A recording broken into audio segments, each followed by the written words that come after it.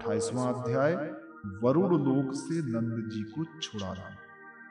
श्री सुखदेव जी कहते हैं, परीक्षित, नंद बाबा ने कार्तिक शुक्ल एकादशी का उपवास किया और भगवान की पूजा की तथा उसी दिन रात में द्वादशी लगने पर स्नान करने के लिए यमुना जल में प्रवेश किया। नंद बाबा को ये मालूम नहीं था कि ये असुरों की वेला है, इसलिए वे रात के समय ही यमुना जल में घुस गए। उस समय वरुण के सेवक एक असुर ने उन्हें पकड़ लिया और वो अपने स्वामी के पास ले गया।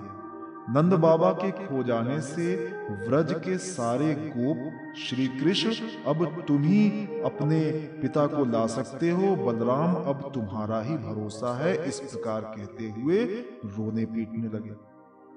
भगवान श्री कृष्ण सर्वशक्तिमान है एवं सदा से ही अपने भक्तों का भय भगाते आए हैं।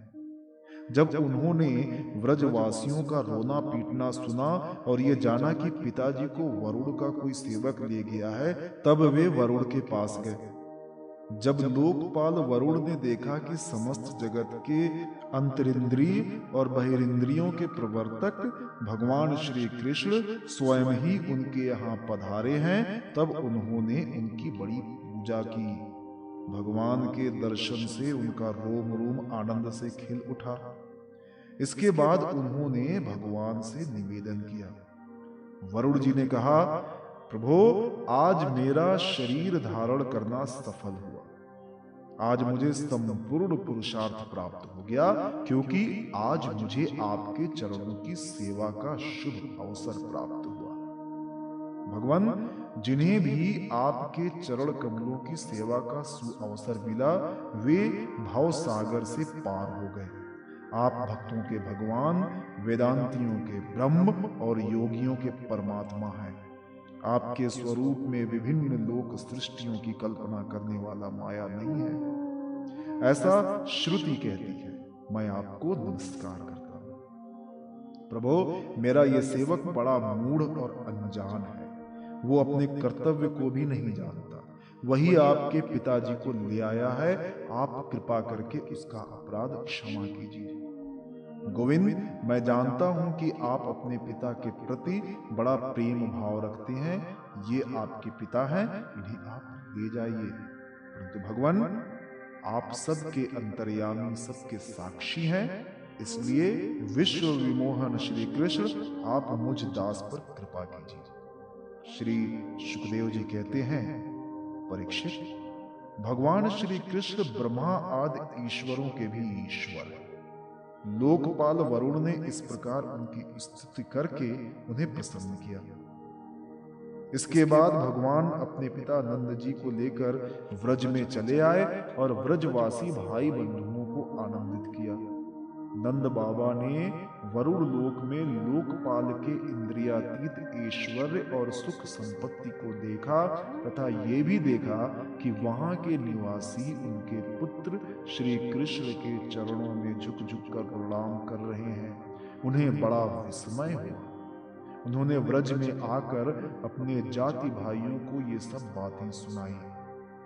परीक्षित, भगवान के प्रेमी गोप ये सुनकर ऐसा समझने लगे कि अरे, ये तो स्वयं भगवान हैं। तब उन्होंने मन ही मन बड़ी उत्सुकता से विचार किया कि क्या कभी जगदीश्वर भगवान श्री कृष्ण हम लोगों को भी अपना वो मायातीत स्वधाम, जहां केवल इनके प्रेमी भक्त ही जा सकते हैं, दिखलाएंगे।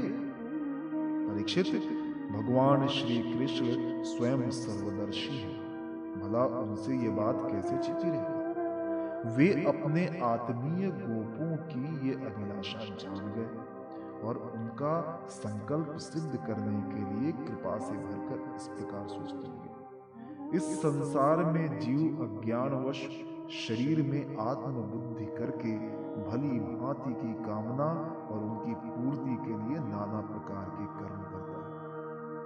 फिर उनके पश्चात देवता, मनुष्य, पशु, पक्षी आदि ऊंची नीची योनियों में भटकता फिरता है।